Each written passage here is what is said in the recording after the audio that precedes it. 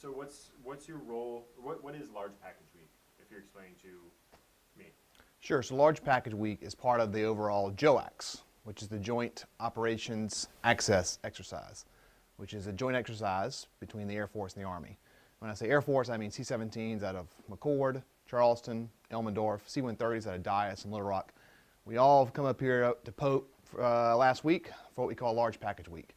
And so we're working in conjunction with the Army, the 82nd Airborne specifically, and their brigade combat teams. We do this sort of airborne training quite often. At Charleston, for instance, we'll do weekly 3 ships or monthly 5 ships.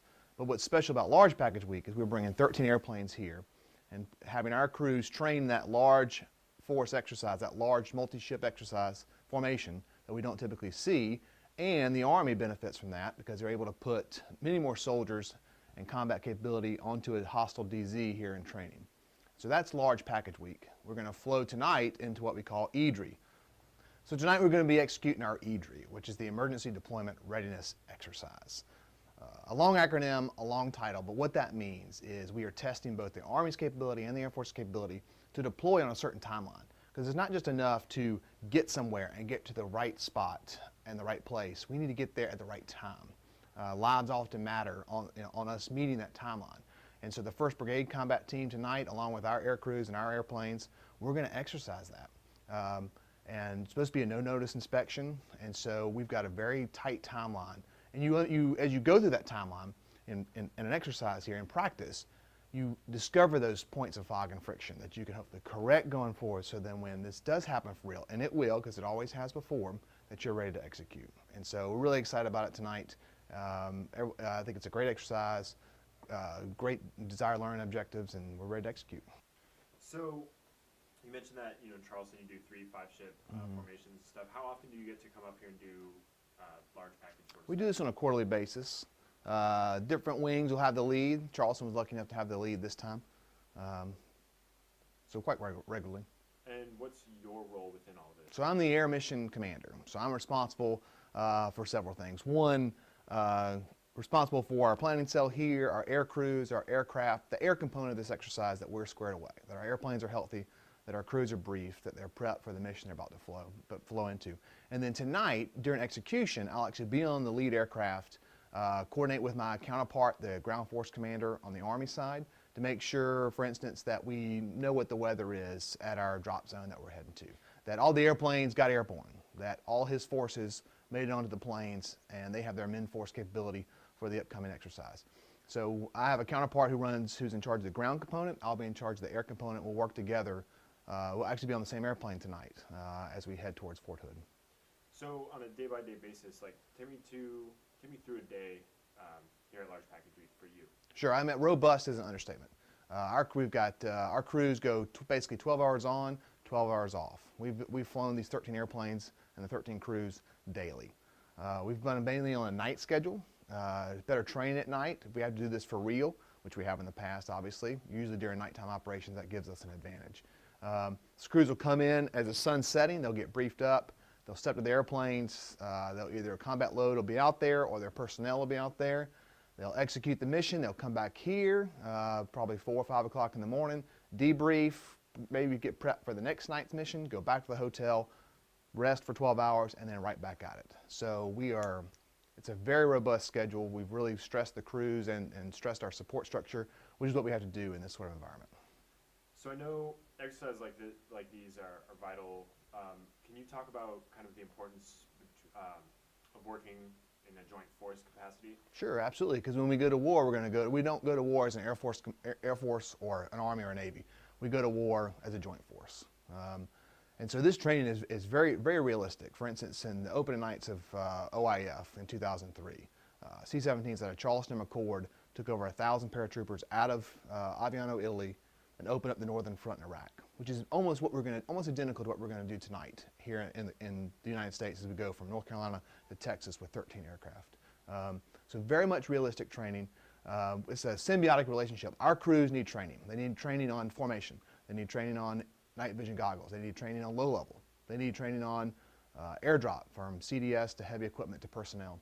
Our Army brothers and sisters need the exact same training, and so as we come up here and work together, it's a great relationship. We both get what we need. We work together and I think now here, as we get towards the conclusion of the exercise, everyone's going home really happy with the training we've received and given the Army as well. Excellent. So I was actually reading in the newspaper the other day, they're talking about the wing out here. Sure. Kind of how you're talking about closing everything. So I guess looking forward, how are exercises like this gonna work between you guys and the 82nd? Because I know there's talks about them like busing down to Charleston and flying back up here. Like, you know, when you look forward as a colonel, you know, what are you hoping for? What's your goal? Well, I don't think we'll miss a beat in our training. I mean, right now we do weekly 3 shifts. We do monthly 5 shifts. We do these on a quarterly basis. We do other exercises on a regular basis as well. It's an argument about capability. As long as the airlift capability is here when the Army needs it, it's responsive to their needs and our training needs, then I think everyone will remain, you know, ops normal going forward. That's my opinion, at least. Okay, so looking forward.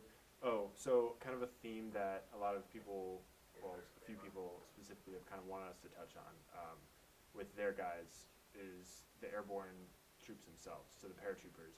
Is there like a special sort of, you know, oomph to working with, you know, people that are in such a prestigious unit? Like, is it, like, what's it feel like? Sure. I mean, I think I've compared this last week to a deployment. And when you have that sort of a deployed environment, you create these special relationships. The crews have bonded, the mission planning cell has bonded, but there's also been a bonding between our air crew and the personnel that walk out to the back of the airplane and load up every night. It's very real. It's very immediate feedback. You see these young men come out of the airplane, get strapped in, and you can literally at times hear them exiting the aircraft. So you have that human connection that really drives home how realistic this training has been. And so I think there's respect on both sides, respect from our guys that our brothers and sisters in the Army are willing to literally put their lives on the line and trust us and exit the aircraft with confidence that we're putting them where they need to be. And then I think the Army gains an appreciation for how complex this is. We take this many aircraft off the deck and put them over a certain spot in space, at the right spot, at the right time, and safely deliver their soldiers. It's been a very respect on both sides throughout the week, I think. And that's fantastic, because this business is about trust. The Army has to trust us to get them where they need to be. And as we've proved that over and over again each night, that trust builds, and that increases our combat capability. Yeah, I definitely got to feel some of that. We were out on the drop zones. They came down, and I don't know, that realness that you talk about is pretty outstanding. Yeah, absolutely. I mean, I think if you talk to our crews, they're having a blast. You know, they are, because they're focusing on the mission. They're focusing on what matters. And our crews will go, and our maintainers and our planners, they'll sacrifice over and over again. They'll lay it all on the line if their work matters to them, if they feel like they're doing something important. And that's what this week has been about. It's been about the mission, how important that mission is, and focusing on it to improve ourselves going forward. And it's been great. So what would you define a success? If you're focused on the mission, like, what makes this JOAX, this large package week, a success for you guys? Well, I mean, at the basic level, you don't want to get anybody hurt, and you don't want to bend any metal, and we've done that. So you want to be safe. Whenever we brief this up, we talk about safely operating, safely launching 13 aircraft. So it's training. At the end of the day, it's training, so we want to be safe. That's the #1 goal. We want to build that trust between the Army and the Air Force. We want to give both services combat reps, if you will, just like a weightlifter on executing this mission. We've done that. And so by any measure, we plan to airdrop this amount of heavy equipment, this amount of personnel. Check, check, done it. We've wanted to build trust between the Army and the Air Force. Check, check. We've wanted to train our crews and train their soldiers. Check, check. Overall, I think it's just on any criteria you want to grade it by, it's been fantastic. It really a resounding success. And I think our leadership on both sides recognizes that. It's been a good week. So looking back on the week and what's happened, is there anything, like, what's your favorite part of it all? Just watching the crews, watching our planners, the excitement level as they see this executed. They come in, they see a briefing, they see it on paper, they see it up on the PowerPoint slide, but then you go out to immediate feedback. You go out to the flight deck, and there are your paratroopers, there's your equipment. And you execute this mission, you come back, and seeing everyone's face and kind of their spirit when they come back, that's probably been the best part. And we've got folks from all over. We've got, like I mentioned previously, McCord, Charleston, Elmendorf, Dyess, Little Rock, Hickam, McGuire, some of our planners, literally from across the mobility air forces.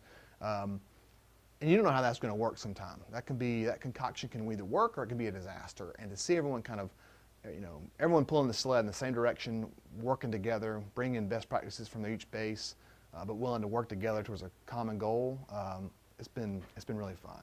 Morale's been sky high. Where people are laughing, they're having fun, they're enjoying themselves, but they're really hacking this mission in a professional way too. So that's my favorite part, is watching that. At Charleston, we talk about the joy and potential of building a great team. And we've done that here on a mini level during the JOAX, and it's been phenomenal.